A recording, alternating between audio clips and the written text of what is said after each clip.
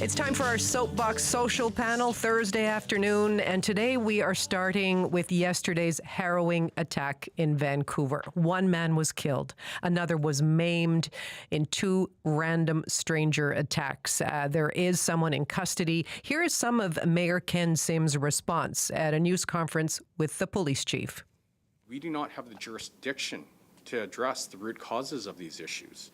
And we face gaps in our public safety approach that require action and funding beyond the municipal level. And so we need the province and the federal government to address these gaps, especially when it comes to mental health, especially when it comes to the mental health crisis that basically every single town and city in this country is facing. So we now know that 34-year-old Brendan Colin McBride has been charged in connection with those two attacks. And joining us now with their thoughts is our Soapbox Social panel. Kyla Lee is a Vancouver criminal lawyer for Acumen Law Corporation. Mo Amir is the host of the podcast. This is Van Color, and they both join us by Zoom this afternoon. Kyla, Mo, hello there. Hello. Hi, Gloria. Nice to have you both with us, even if it is on a screen in my studio. Kyla, what was your initial reaction to the news of these attacks? I mean, at first, obviously, just horrified, especially considering sort of the extent of the violence that took place in this case and the devastating consequences. But I also just immediately felt sick to my stomach about the way that this type of incident is going to be used yet again for political purposes, for political gain, and to score cheap political points. Governments and candidates who are running, or people in municipal governments, are going to be pointing fingers at one another. The provincial government's going to point fingers at the federal government. And at the end of the day, it's really not going to lead to any change. It's just going to lead to more people trying to shift their responsibility for what led to this situation. Mo, what went through your mind when you heard about it? It's horrific. You know, my heart goes out to the victim who has a severe injury, and my heart goes out to the families of both the victims. This is just an awful thing that happened. It was senseless. It was horrifying. Kudos to the first responders for all that they do. And again, while I think we all rationally know that Vancouver is still a safe city, and we know that stranger attacks are down, I share the sentiment with a lot of your callers from yesterday that these incidents are absolutely rattling and scary. And I would just add to Kyla's point that, yeah, there's going to be a lot of politicization, but I was really thirsty for concrete solutions of what we do here. I think we all agree that there's a mental health crisis in this province and in this country, but I'm really looking to people for solutions, not just superficial finger pointing. Well, Mayor Ken Sim was on the early edition with Stephen Quinn this morning, and when he was asked about his party's promise 2 years ago to hire 100 police officers and 100 mental health nurses, Mayor Sim admitted it's been a little slower than we'd like. We've hired about 20 now, and I want to give credit where credit's due. So the province has stepped up. They've helped us because for us to be able to hire those nurses and for them to be effective, we needed support from the provincial government. Mm-hmm. We needed access to the medical health records of individuals. We couldn't do it on our own. So to the giving the province credit, they've really been great partners on that file. And yes, we have not hired the 100. Okay, so Kyla, that was Mayor Ken Sim. He says his city doesn't have the jurisdiction to deal with this problem on its own. How much do you think that the blame for this issue will be shared among different levels of government? I don't think that sort of the average voter or the average citizen is going to apportion blame sort of equally or as it should be between the various levels of government. I think what we're going to see is, as we have an election looming, it's going to be an issue that falls at the feet right now of the provincial government. And when we go into next year, into the federal election, it's going to be an issue that falls at the feet of the federal government.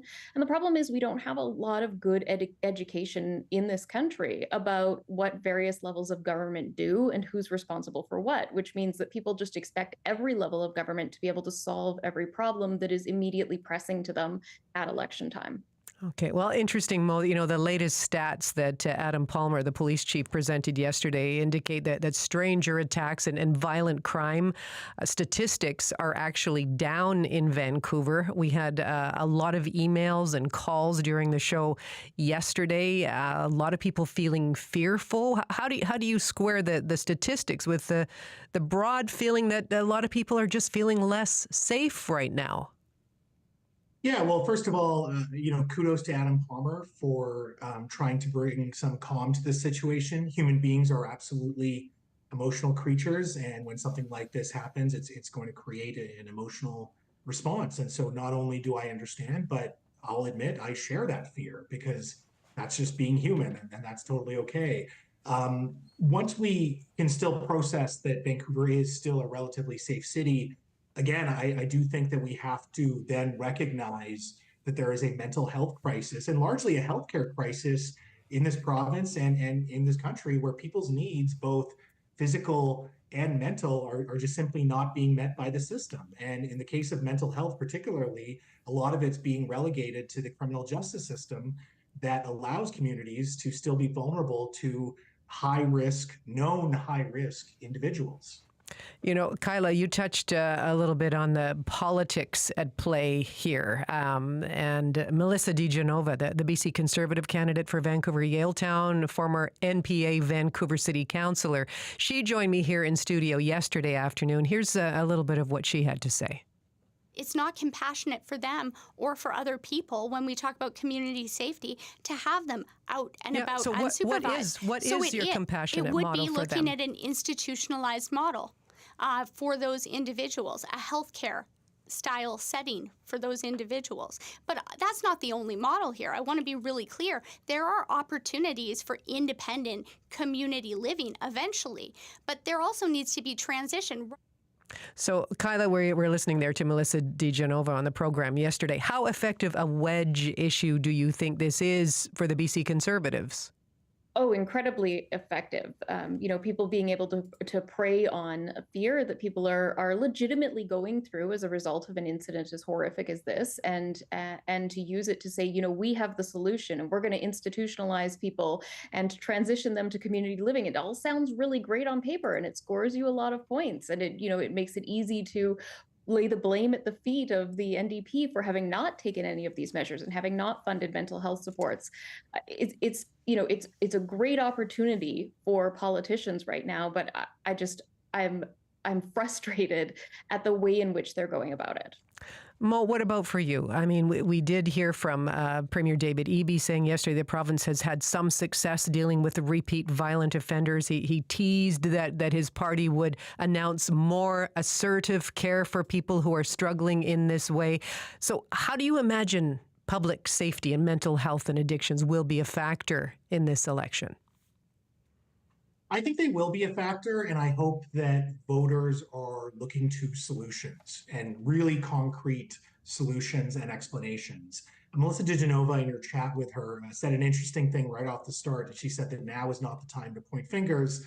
Of course, then she proceeded to point fingers, but I actually think that now is the time to point fingers. People, like regular people, should demand answers. However, if you're a politician, whether you're in office or you're seeking office, you shouldn't just point fingers.